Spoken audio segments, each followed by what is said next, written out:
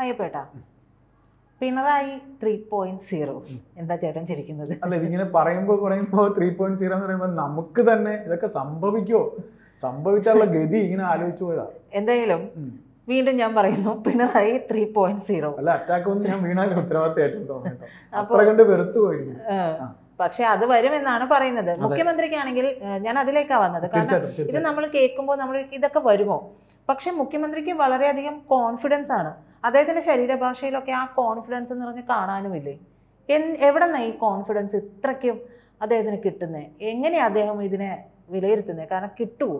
നമ്മൾ ആശങ്കപ്പെടുന്നു, പക്ഷെ അദ്ദേഹത്തിന് പൂർണ്ണമായിട്ടുള്ള ഒരു കോൺഫിഡൻസ്. ഇത് മുഖ്യമന്ത്രി പിണറായി വിജയൻ എന്ന് പറഞ്ഞാൽ നമ്മൾ സംസാരിക്കുമ്പോഴൊക്കെ പറയും ഈ കളങ്കിത വ്യക്തിത്വങ്ങളെ കൂടെ നിർത്തുന്ന ഒരാളാണ്. അപ്പോൾ കളങ്കിത വ്യക്തിത്വങ്ങളെ കൂടെ നിർത്തുക എന്ന് പറയുന്ന ഒരു പ്രത്യേക കോൺഫിഡൻസ് ഉള്ളവർക്കേ പറ്റുള്ളൂ. ഉറപ്പായിട്ടും. ഇപ്പം ഒരാൾ കൊള്ളരുതാത്ത ഒരുത്തനാണ്, ഒരു പോക്കറ്റ് അടിക്കാരനാണ്, കള്ളനാണ്, അവന് വീട്ടിൽ കയറ്റാൻ കൊള്ളൂല, അവൻ സാധനങ്ങൾ അടിച്ചോണ്ട് പോകണതാണ്, എന്നാലും അവനെ ജോലിക്ക് വെക്കും. അപ്പൊ അങ്ങനെ അടിച്ചോണ്ട് പോകണ കാണണമല്ലോ എന്നൊരു ധൈര്യം വരിക എന്ന് പറഞ്ഞാൽ ചില്ലറല്ല. ആ ധൈര്യം ശരീരഭാഷയിലും മനസ്സിലും ഉള്ള ഒരാളാണ്. അപ്പൊ പിന്നെ പറയേണ്ട കാര്യമില്ല. അപ്പൊ ഇത്തരത്തിൽ അദ്ദേഹത്തിന് ഒരു കോൺഫിഡൻസ് ഉണ്ടായിരിക്കുന്നതിന്റെ കാരണം പോലീസ് വകുപ്പിൽ നിന്ന് ഇന്റലിജൻസിൽ നിന്ന് അദ്ദേഹത്തിന് റിപ്പോർട്ട് കിട്ടിയിട്ടുണ്ട്. 75 സീറ്റ് കിട്ടും ഇടതുപക്ഷത്തിന്. 75 സീറ്റോടുകൂടി പിന്നെ ഇടതുപക്ഷം വീണ്ടും ഭരണത്തിൽ വരും. ഏത് സീറ്റുകൾ? 75 സീറ്റ് കിട്ടും. തിരുവനന്തപുരത്ത് അടി കിട്ടും. തിരുവനന്തപുരത്ത് ചതിവുണ്ടാവും. പാർട്ടിക്കകത്ത് തന്നെ പണി വരിക, അല്ലെങ്കിൽ സീറ്റ് പോകും. തിരുവനന്തപുരം, ആലപ്പുഴ, കോട്ടയം, ഇങ്ങനെ മധ്യ കേരളം, തെക്കും മധ്യ കേരളവും പണി കിട്ടും. ബാക്കിയുള്ളിടങ്ങളിൽ വടക്കോട്ട് അത് എങ്ങനെയായാലും അവർ ഒപ്പിക്കും. കാസർഗോഡ്, കണ്ണൂര്, എറണാകുളം പോകും കേട്ടോ. എറണാകുളം പോകാനുള്ള സാധ്യതയുണ്ട്. എറണാകുളം കോൺഗ്രസിൻ്റെതാണ്, ആസ് യൂഷ്വൽ അങ്ങനെയാണ്.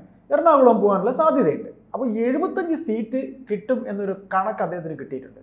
അത് ചുമ്മയല്ല. അദ്ദേഹം ആണ് ആഭ്യന്തരമന്ത്രി. അദ്ദേഹം വിശ്വസ്തരായ ആൾക്കാരെ വിട്ട് എടുത്തിരിക്കുന്ന ഇന്റലിജൻസിന്റെ റിപ്പോർട്ടാണ്. അപ്പൊ ഇന്റലിജൻസ് എന്ന് പറയുമ്പോൾ അത് കറക്റ്റ് ഫീഡ്ബാക്ക് ആണ്.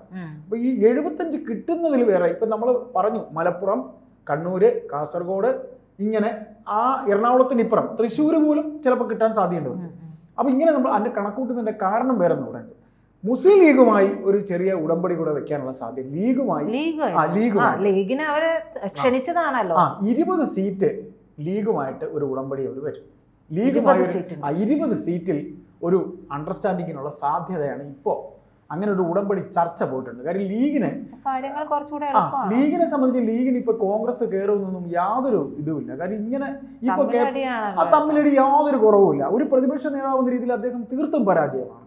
പല കാര്യങ്ങൾ. ഇപ്പൊ ആ റോഡിന്റെ കാര്യം അദ്ദേഹം ഒരു പ്രതിപക്ഷ നേതാവിന് പറയേണ്ട ഒരു പഞ്ച് വരുന്നതിനേക്കാൾ ചേട്ടാ, അത് ഒരു വിഷയം വന്നു, അത് ഏറ്റെടുത്ത് എങ്ങനെ സക്സസ് ആക്കണം എന്നുള്ള രീതിയിലേക്ക് അദ്ദേഹം ചിന്തിക്കുന്നില്ല. അദ്ദേഹം എവിടേക്ക് അവിടെയാണ് നമ്മൾ അദ്ദേഹം ഒരു കൊതിക്കറിവിന്റെ സ്റ്റൈലാണ് അദ്ദേഹത്തിന്റെ സംസാരം. എന്ത് തന്നെയാലും. പക്ഷെ അതൊരു ഒത്തുതീർപ്പിലേക്ക് കൂടി പോകുന്ന പോലെയല്ലേ തോന്നുന്നത്? കാരണം ഈ ആശമാരുടെ സമരം നേരെ തിരിച്ച് LDF ആയിരുന്നെങ്കിൽ ആ വിഷയം എവിടെ വരെ ആള് കത്തിക്കാൻ പറ്റുമായിരുന്നു. എത്രയോ വിഷയങ്ങളുണ്ട്. ആ വിഷയങ്ങളൊക്കെ എടുക്കുന്നതിൽ, അല്ലെങ്കിൽ ആ വിഷയത്തെ പ്രജിത പറഞ്ഞ പോലെ അത് ആളി കത്തിച്ച് ജനങ്ങളിലേക്ക് ഇത് എത്തിക്കാൻ, ഒന്ന് യൂത്ത് കോൺഗ്രസിലെയും KSUലെയും പിള്ളേർക്കൊന്നും DYFIയിലെ പിള്ളേരെ പോലെ അടികൊള്ളാനെന്നുള്ള ഇതൊന്നുമില്ല.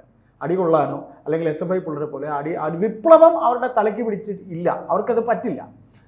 നാളിതുവരെയും കോൺഗ്രസ് ഒരു ഈസി വാക്ക് ഓവറാണ് അവർക്ക് കിട്ടിയിട്ടുള്ളത്. കാര്യം ഭരണവിരുദ്ധ വികാരത്തിൽ ഈസിയായി ജയിച്ചു പോയിട്ടുള്ള ഒരു ഇതാണ്. ആ ഭരണവിരുദ്ധ വികാരം, ഒരു ഈസി വാക്ക് ഓവർ എന്തായാലും ഇനി കേരള ജനത അത് എത്തേണ്ട അടുത്ത് എത്തിച്ചാലേ അവർ ചെയ്യുള്ളൂ. അപ്പോൾ ഇത്തരത്തിൽ ഒരു 20 സീറ്റ് ഉടമ്പടി ലീഗുമായിട്ട് ഉണ്ടെന്നാണ് പറയുന്നത്.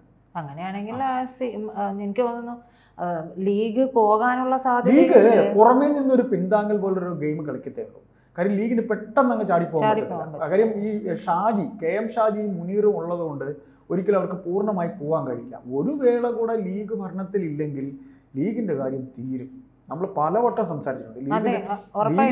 ലീഗിന്റെ കാര്യം തീർപ്പാവും.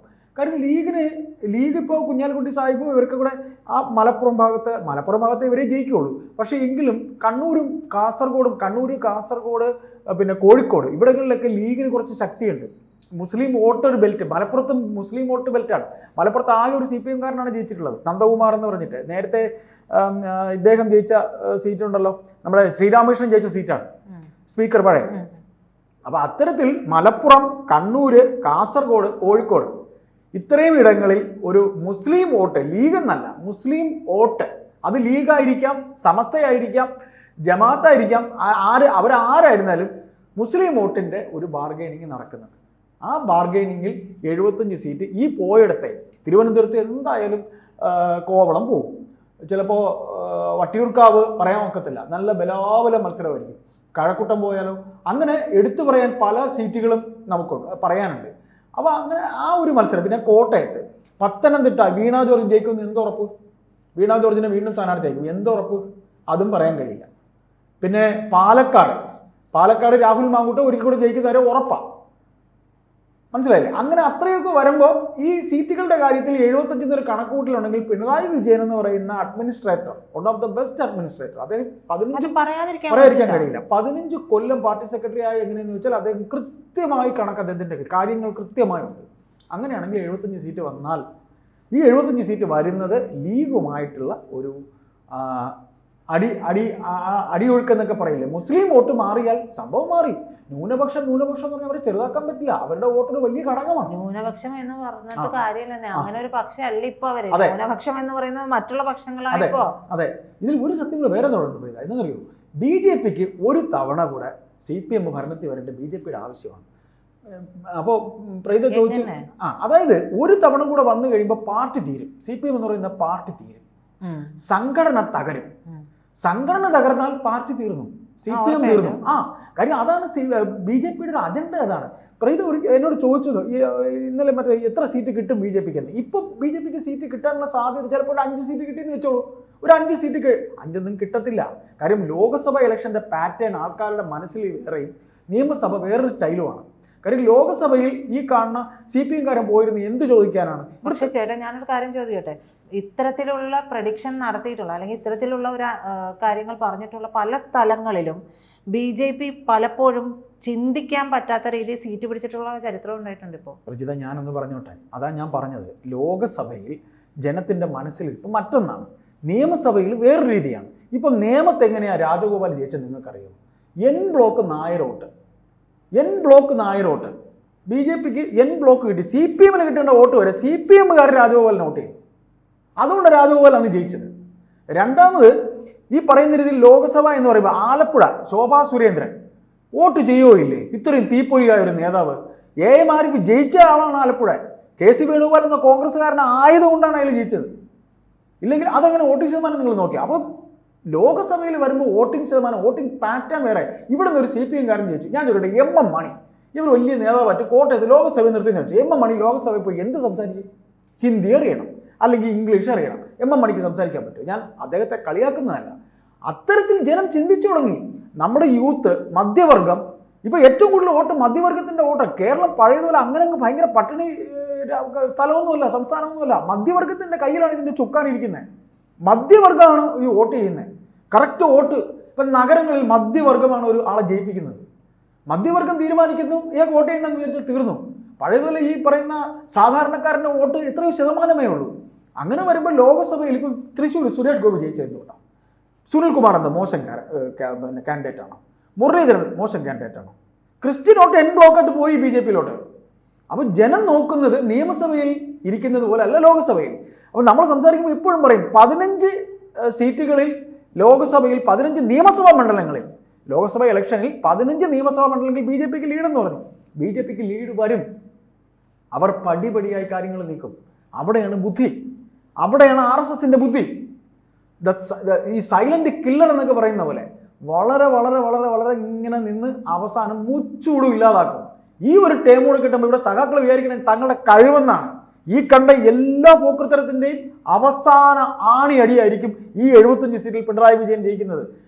പിണറായി വിജയൻ പാർട്ടി സംഘടന തകർന്ന് തരിപ്പണമാകും അടുത്ത ഇലക്ഷൻ വരെ. അപ്പോൾ ഒരു സംശയം ചോദിക്കും, ഈ പറയുന്ന ലീഗിന് എന്താ വട്ടുണ്ടോ CPM-നെ മുസ്ലിം വോട്ട് അടിയിൽ കൊടുക്കുക? അത് ഞാൻ സാധാരണ ചോദിക്കുന്നൊരു ചോദ്യമാണ്. ലീഗിന് വട്ടില്ല. ലീഗ് വിചാരിക്കുന്നത്, അല്ലെങ്കിൽ മുസ്ലിം കമ്മ്യൂണിറ്റി വിചാരിക്കുന്നത് അടുത്ത BJP വരട്ടെ. BJP വരുമ്പോൾ നമുക്ക് ഭരണത്തിൽ കയറാമല്ലോ. BJPക്കൊപ്പം ഒരു മുന്നണിയായി നിൽക്കുന്നതിന് എന്താ തെറ്റ്? ബി ജെ പിക്ക് പക്ഷേ മുസ്ലിം ലീഗ് എന്ന് പറയുന്നത് മതേതരം എന്നൊക്കെ പറയുമ്പോൾ ഏറ്റവും കൂടുതൽ വർഗീയത പറയുന്നത് കൂടി ലീഗ് മതേതരം, അവര് മുസ്ലിം ലീഗ് എന്നേ ഉള്ളൂ. ലീഗ് അങ്ങനെ ഒരുപാട് സാധുക്കളി തങ്ങൾ അല്ലെങ്കിൽ തങ്ങൾ കുടുംബമോ അവരങ്ങനെ ഒന്നും പറയാറില്ല. പിന്നെ ജമാഅത്തെയും മറ്റു കുറെ ഈർക്കൽ അവരുടെ സംഘടനകളാണ് പറയാറുള്ളത്. അതൊക്കെ അപ്പം തന്നെ ചെപ്പക്കുറ്റിക്ക് അടി കിട്ടുന്നുണ്ട് തിരിച്ചുള്ള കമന്റുകളിൽ. അപ്പോൾ ഇതാണ് നമ്മൾ പറഞ്ഞു പോകുന്ന വിഷയം. സഖാവ് പിണറായി കോൺഫിഡൻ്റ് ആയിരിക്കുന്നത് 75 സീറ്റ് ഒരിക്കൽ കൂടെ വന്നു കഴിഞ്ഞാൽ മകളുടെ കേസൊക്കെ ഒതുക്കി തീർക്കാൻ പറ്റും, ഒതുക്കി തീർത്തു കൊടുക്കുകയും ചെയ്യും ബി ജെ പി. അങ്ങനെ വരുമ്പോൾ ബി ജെ പി ഒതുക്കി തീർക്കുമ്പോൾ പാർട്ടിയിൽ ചോദ്യം വരും, പിണറായി എന്തിനു മകളെ രക്ഷിക്കുന്നു. അപ്പോൾ ഈ പിന്നെ എന്താ പറയുക, ക്ഷത്രിയർ തമ്മിലടിച്ച കുലം നശിച്ചെന്ന് പറയുന്ന ഒരു ഇതുണ്ടല്ലോ. കൃഷ്ണന്റെ കുലം എങ്ങനെയാണ് നശിക്കുന്നത്? തമ്മിലടിച്ചല്ലേ തീരുന്നത്. അതപ്പോൾ CPM തീരും. CPM നാശകോശമാവും. ഈ ഒരു 5 കൊല്ലം കൂടെ അടുത്തൊരു ടേം കൂടെ കിട്ടി തീരുമ്പോൾ തീർന്നു സഖാക്കളുടെ കുന്തളിപ്പ്.